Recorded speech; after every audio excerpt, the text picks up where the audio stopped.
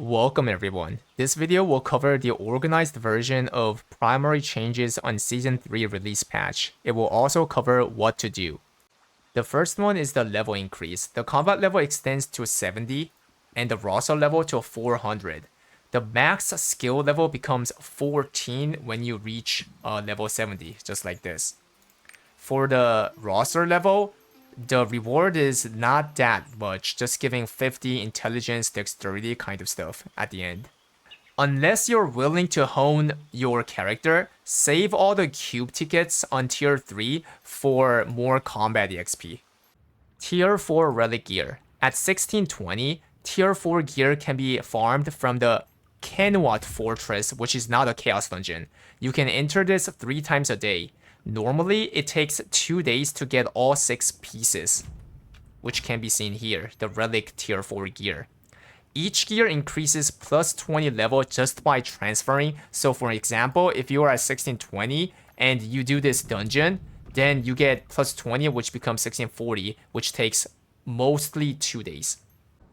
Tier 4 gear requires tier 4 mats for advanced honing, as you see here from the dictionary. So advanced hone as much as you can on a tier 3 character that you're willing to raise.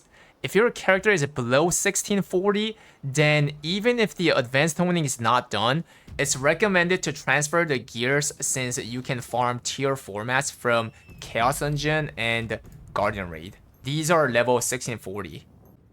Dailies. Tier 4 Chaos Dungeon becomes once per day by consuming 100 resonance point.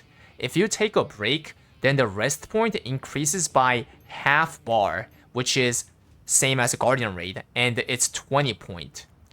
For tier 3 Chaos Dungeon, as you see here, it's still 2 times per day since it consumes 50 resonance only. The rest point bar doubles, as you see here above here. And the rest point increases by 1 bar if you take a break, which is same point as tier 4 Chaos Dungeon is 20, but just visually it's being seen different. 4 kinds of mats can be transferred from tier 3 to tier 4 by 5:1 ratio. Destruction Stone, Guardian Stone, Leap Stone, and Oreha. All Orehas can be transferred to the next ones by 5:1 ratio, as you see here. See, this to this, this to this, and this to this. So do not throw away a bunch of the tier 3 bound Orehas that you get from the express event, especially these yellow ones. You guys have a lot of them, right? Also, if you check the Chaos Stone vendor, then you can exchange the free honing to the tier 4 as well. 5:1 ratio. Arc Passive. Season 3 has a new system called Arc Passive. This button right here, if you click the activate, then it says all your effect from tier 3 gear set, accessory, and engraving gets replaced by new bonus effects. Like these ones that you see. And there are 3 categories on the top. First tab is the common section. First line increases combat stat, and second and third line has gear set related effects but better than tier 3. Fourth line gives completely new effect that significantly increases the damage. To invest on these tripod, you need an evolution point, which can be obtained from tier 4 gears. The higher the grade is, the more points you get. Tier 4 ancient gears can be obtained from the A gear raid, both in the normal and the hard mode. Second tab is class variant section. First to third line has similar effect to the tier 3 class engraving. In short, this line, the 3 lines are class engraving. Fourth line has to do with enhancing the class identity related system. You get a huge amount of damage bonus from here. To invest on the tripods, you need an wisdom point, which can be obtained from the tier 4 accessories. The higher the grade and the quality is, the more points you get. You can also get some of these points from the horizontal content, including the field boss. Tier 4 ancient accessories can be obtained from the Cruisin' North field boss, A gear hard mode, and the other future contents, which is 1680 and above, like 1680 Chaos Dungeon, 1680 Guardian Raid, so on and so forth. Third tab is Hyper Awakening and Hyper Skill section. First line mildly increases the Hyper Awakening and skill abilities. Second line enhances the Hyper Skill by a lot. To invest on these tripods, you need an leap point, which can be obtained from the tier 4 bracelets. The higher the grade is, the more points you get. By the way, you can get these tier 4 bracelet from Braille Raid, which will take time for the West to get. The Hyper Awakening and skill itself will come a little bit earlier than the Braille, which means this third part will not be available on Season 3 patch right away. And by the way, the bracelet cannot be upgraded from tier 3 to tier 4. There are more ways to get these points. The higher your combat level is, the more points you can get on all 3 categories, which is why you want to reach level 70 fast. You can also get points from the system called Karma system, which comes out with the new Broshaza raid, so you guys will not have this right away. If you activate the arc passive by not having enough points, then you become weaker than the current tier 3 setting you have. Normally, you activate the arc passive when you have 2 to 3 ancient gears like this. But this part is honestly class variant. Like some classes need all 5 set, and some classes might just need, 1 ancient gear.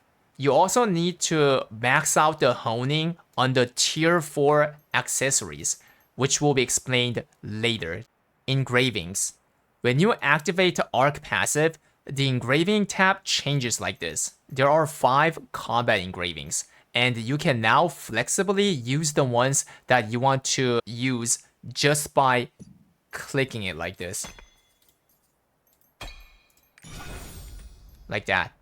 As I told you, since the class engraving comes from the second tab from first to third line here, technically it becomes 6 engravings in total.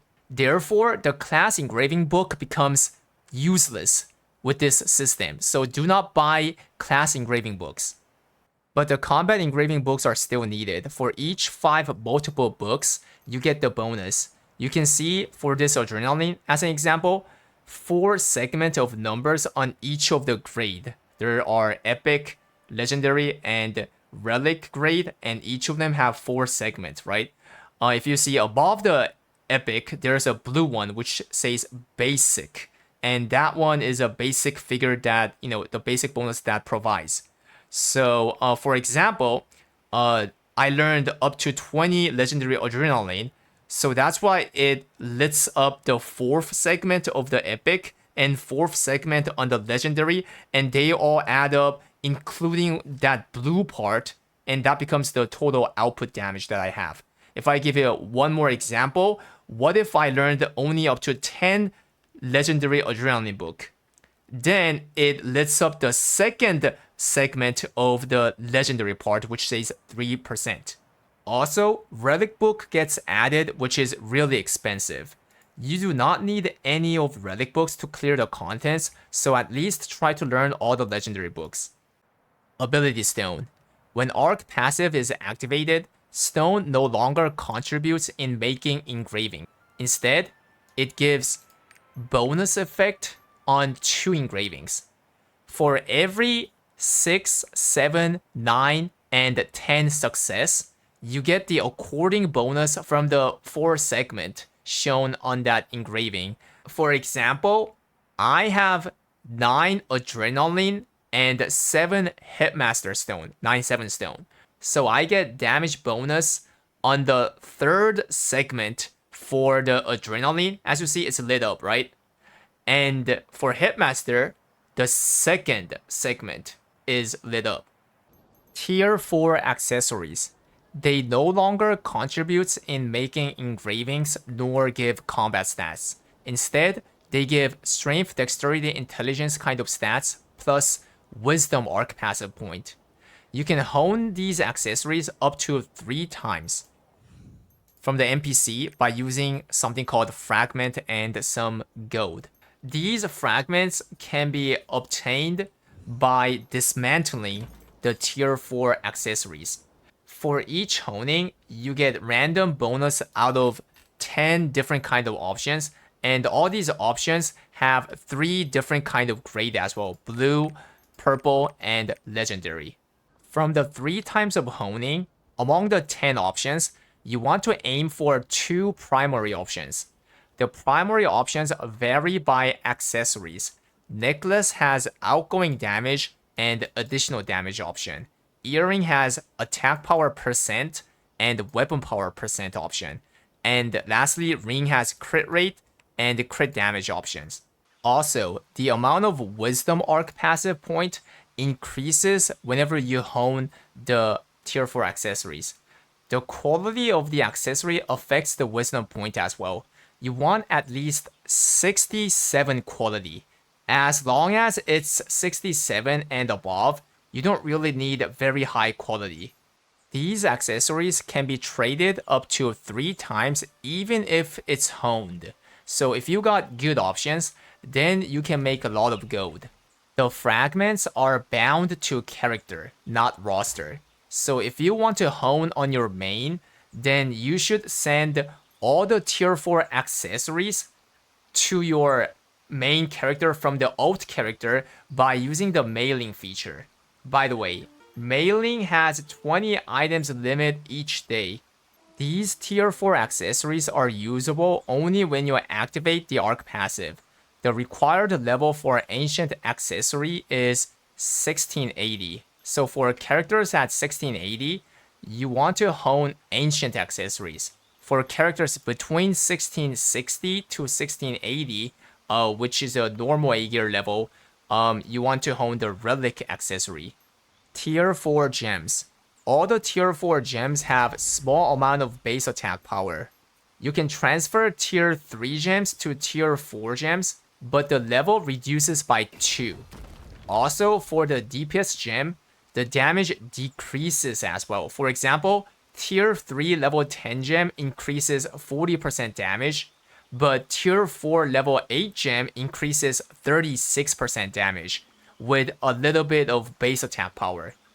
As you upgrade to level 9 and level 10, the damage increases by 4%, which eventually hits 44%. But getting tier 4 level 9 and level 10 gem is really hard.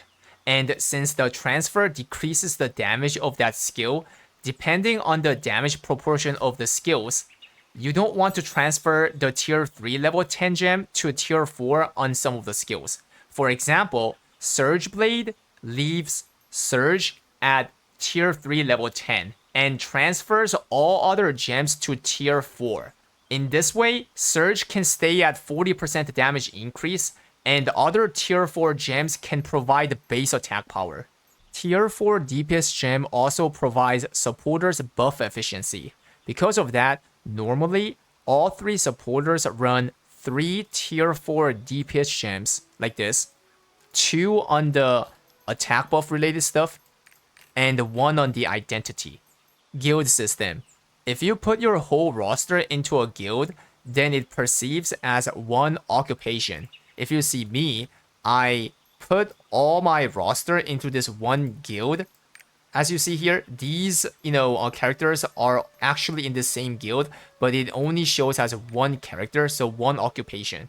You still have to manually claim the daily donation and the research stuff on every single character.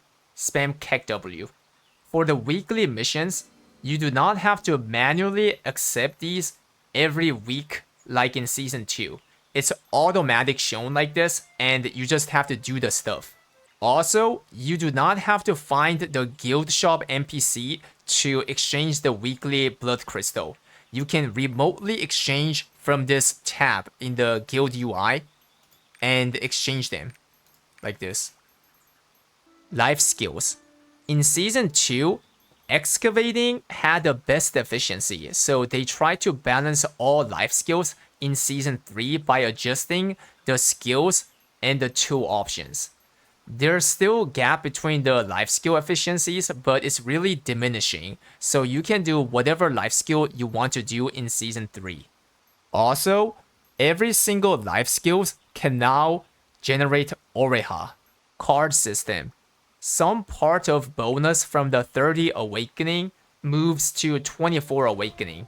For example, Light Salvation had 8% damage increase on 30 awakening in Season 2. But in Season 3, 4% damage each on 24 and 30. Lastly, you can do dailies while you're waiting for people in the lobby. For example, this party right here with this mark, it means someone here is doing the dailies while they are in the lobby.